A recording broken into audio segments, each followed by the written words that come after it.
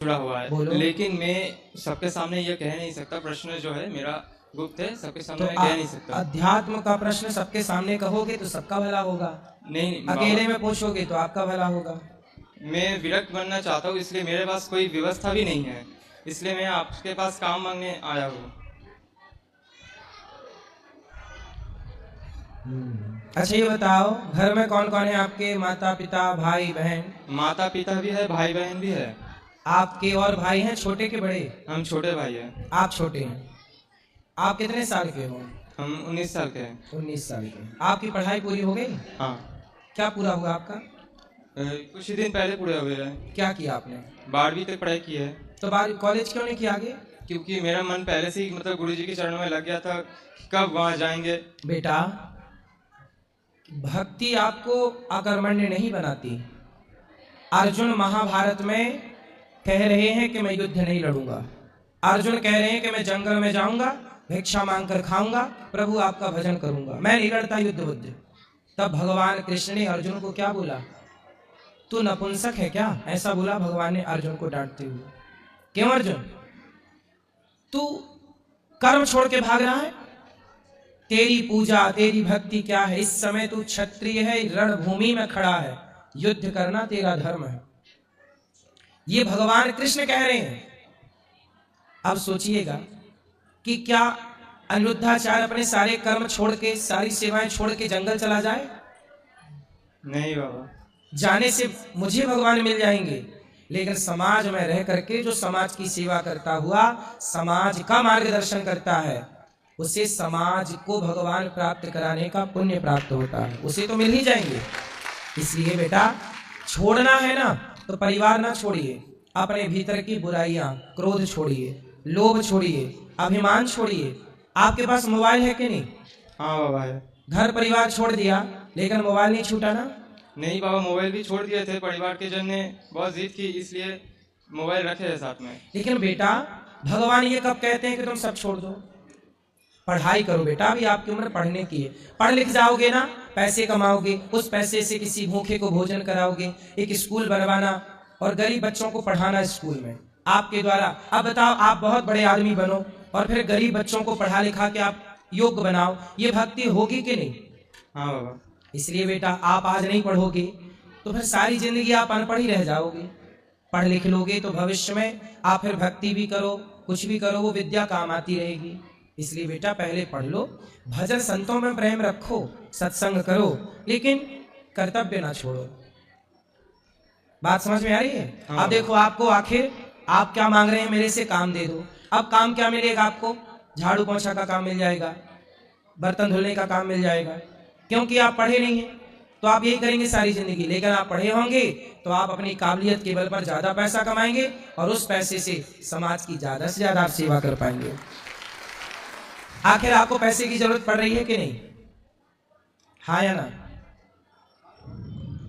बताओ, पैसे की जरूरत पड़ रही है कि नहीं? बताओ। धाम वास करने के लिए तो पड़ रही है। पड़ रही है ना? रोटी चाहिए, कपड़ा चाहिए, रहने की, बिजली का बिल चुकाओगे, यदि किसी के कमरे में किराए से रहोगे, किराया दोगे। आजकल तो बेटा देखो, इसलिए कहता हूं, पहले आप जैसी युवाओं को सफल हो जाना चाहिए। जो व्यक्ति सफल होकर के भगवान की शरण में आता है ना, वो भक्ति मजबूत होती है। अब जैसे आप कुछ कर नहीं पाए, सफल हो नहीं पाए, तो लोग कहेंगे कि लो आपने कुछ किया धैया तो है नहीं, भगवान की शरण में आ गए।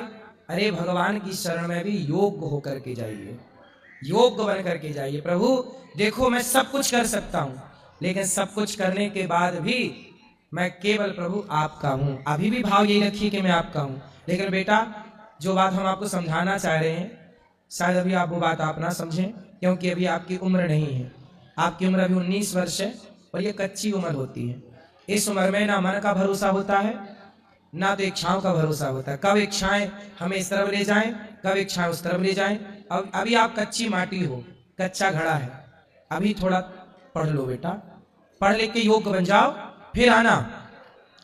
तो आज यदि आपको 10,000 का काम मिलेगा, योग्य बन के आओगे तो 1 लाख का काम मिल जाएगा। सही है कि गलत है? सही है बाबा। इसलिए बेटा, घर में रह के भजन किया जा सकता है, भक्ति कहीं से भी की जा सकती है। क्या समझ में आया बताओ? घर पे रह के भक्ति की जा सकती है अपने कर्तव्यों को कर्तव्य पहले पढ़ लो, करने के लिए। छोड़ो मत। यदि आप आज पढ़ाई छोड़ दोगे तो कल आपको पैसे चाहिए, कोई ना देगा पैसा आपको, कोई ना देगा पैसा चाहिए। साधु को भी कमंडल चाहिए, साधु को भी आसन चाहिए, रात को कंबल चाहिए। बोलो हाँ। हाँ। फिर ठंडी सबको लगती है बेटा, इसलिए बेटा पहले पढ़ लिख के योग्य बनो, योग्य बन के फिर भगवान की शरण में तो आप रहो। हम और आप किसकी शरण में हैं? आप घर पे रहोगे तो घर पे भी राधा रानी की शरण पे रहोगे, यहाँ रहोगे यहाँ भी। क्या राधा रानी आपके घर पे, आपके वहां पे नहीं है राधा रानी की कृपा? राधा तो सर्वत्र जो कुछ दिख रहा है इस धरती पे वो सब कुछ राधा रानी का ही तो है, कृष्ण का ही तो है। हमारा और आपका कभी कुछ है ही नहीं यहाँ। लेकिन फिर भी जो पहले कर्म प्रधान विश्व करी रखा, कर्मण्यवादी का रास्ते बेटा, कर्म करो, पढ़ाई करो, फिर इसके बाद सब समझ में आएगा आपको। वहां दे दे, वो बेटी खड़ी हुई। राधे राधे महाराज। जी राधे राधे महाराज। जी भैया, राधे राधे। महाराज जी, मैं काफ़ी समय से आपको देख रहा था और आज आपसे मुझे मिलने का अवसर मिला है, जिसके लिए मैं आपका और राधा रानी का बहुत बहुत धन्यवाद करना चाहता हूँ। जी महाराज जी, मेरा प्रश्न ये है कि मुझे करीब 1-1.5 वर्ष हो गया है और मैं राधा नाम जाप करता हूँ और निरंतर करता हूँ। अब मेरा प्रश्न आपसे ये है कि मैं जब कभी भी मदिरापान कर लिया करता था, शादी ब्याह वगैरह अपने यार दोस्त वगैरह मिल जाते थे, अब कभी भी मैंने बिल्कुल बंद कर दिया है। अब जो मेरे दोस्त हैं वो मेरे से बोलते हैं कि तुम साधु हो गए, महात्मा हो गए, आप ये हो गए और थोड़ा सा ले लो। तो महाराज जी मैंने बिल्कुल कर दिया है। तो महाराज जी अब अगर कभी ऐसा हो तो क्या मैं जो नाम जप कर रहा हूँ वो छीड़ हो जाएंगे मुझसे? नहीं तो मेरी गंगा नहाने के बाद नाले में डुबकी क्यों लगाना है आपको? नहीं महाराज जी, मैं नहीं चाहता हूँ, मैं नहीं, लेकिन कभी कभी वो ऐसा कर देते हैं मुझसे। कौन? मेरे जो शादी में जो मिलते हैं मित्रगण, वो दोस्त नहीं है, वो मित्र नहीं है, वो आपके जी महाराज। और मैंने सब कुछ छोड़ दिया, अब केवल राधा नाम लेता हूँ, मैं राधा नाम ही करता रहता हूँ बस जी। और बताइए महाराज, मेरा मार्गदर्शन कीजिए। आप ना पियो शराब किसी भी परिस्थिति में जी। जब आप सही आ गए तो फिर गलत नहीं जाना जी। ठीक है। और महाराज मेरा एक प्रश्न आपसे और है, मैं राधा नाम जो है वो एक डायरी में लिखता हूँ और वो डायरी अगर वो पूरी हो जाए तो उसका मैं क्या करूँ महाराज जी? क्या उसको किस तरीके से मैं उसको करूँ महाराज, बताइए। क्या? मैं राधा नाम डायरी में लिखता हूँ, प्रतिदिन लिखता हूँ। नाम अगर वो पूरी हो जाए तो मैं उस डायरी को कहाँ पर करूँ, कहाँ रखूँ? इसलिए नाम लिखना अच्छा है जी। उससे भी अच्छा है कि जब आप नाम लिखते हैं राधा राधा कृष्ण कृष्ण सीताराम, उससे बेस्ट है कि ध्यान करो भगवान का और भीतर अंदर चलता रहे हृदय में राधा राधा कृष्ण कृष्ण कृष्ण श्रीमन नारायण श्रीमन नारायण, भीतर चले। वो लिखने से उत्तम कहीं ध्यान लगाते हुए। अब महाराज जी उसको लिख रहे हैं तो अब वो अधूरा तो छोड़ नहीं सकते ना, उसको पूरा करेंगे, लेकिन उसको लिखा हुआ का करेंगे क्या? पूरा करके यहाँ वृंदावन में जमा कर देना, यहाँ बैंक है राधा बैंक। जी जी।